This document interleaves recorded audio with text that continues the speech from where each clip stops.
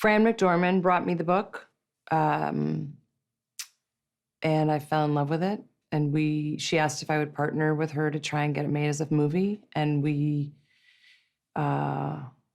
just linked arms the minute we sat down. I devoured the book. I drew a whole map of the colony. I kind of imagined it. And then we embarked, and our first choice to write and direct was Sarah Polley, and that's where we are. So it worked out.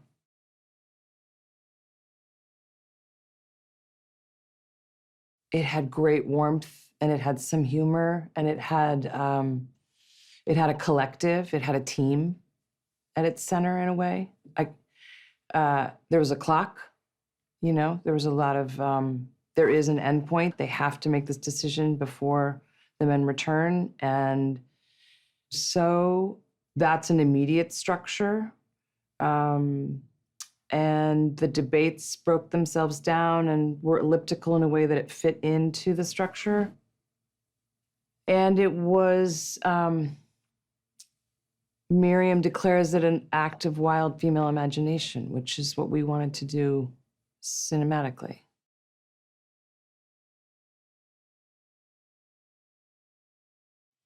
She's enormously well prepared. She broke down every scene. She went through every shot with Luke. She talked about how she was going to cover it. We talked about sound. We talked about music. We talked about things that both she was going to accomplish on the day and also things that we were going to do much later in post. But it was all sort of in her head. And then the brilliance of Sarah is being willing to throw some of that away if we wanted to or needed to. So she came beautifully prepared and excited, and then also is incredibly agile. And is the first person to say, I don't know, let's try it this way and see what happens.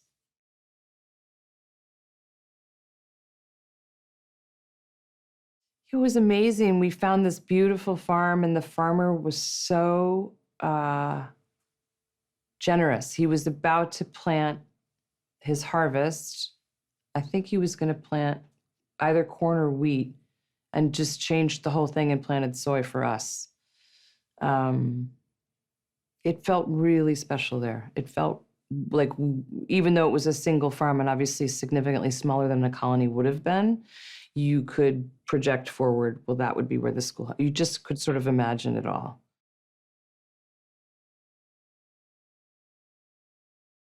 His partnership with Sarah was so historied, and they'd shot together before, and he's so lovely and thoughtful, and he would drive out to the farm at all hours of the day and night and just shoot light studies, and his commitment just knew no bounds. And I think the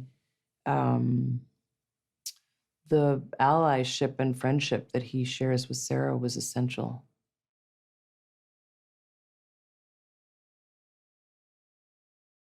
That woman is a miracle. She got to know all the Mennonite fabric stores. She got to know what kind of fabric it was. She knew that the tops of their bonnets had this perfect star. She knew what the undergarments were. She tried on costumes and then went to do the day's activities. She went to milk a cow. She went to pull water out of a well. There was no end to her commitment and her detail, and her just incredible love for being there and for the actors, and what good care she took of them.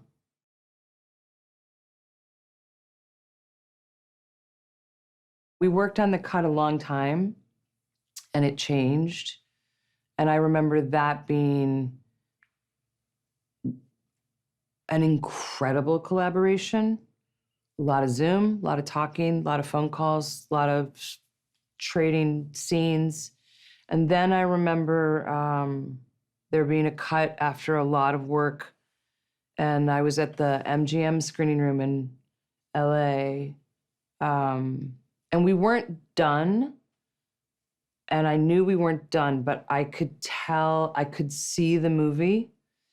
And I remember getting out of my seat and like crawling over to Pam Abdi and saying, "Oh my God, we have it."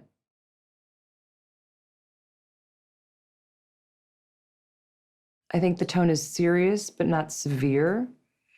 And I think it's hopeful, but not fantastic.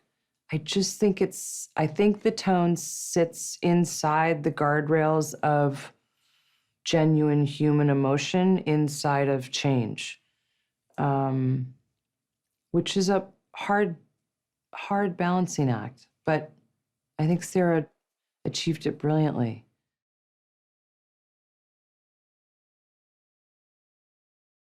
It's sort of an exercise in watching the human experiment at work, where you can see people affect how other people think. You see people change their minds. You see people stay resolute. You see kind of a merging of hope.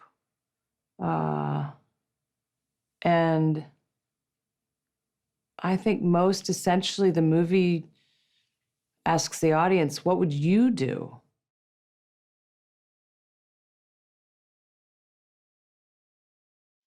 The notion of agency and the notion of community, those notions feel fleeting to me right now. And things feel so polarized that I'm excited that the movie attempts to show, well, what would happen if we all sat down and talked about it and debated and listened to each other, admitted maybe we were wrong about something. Like, what would happen? How much space would that create in our own heart minds to imagine forward?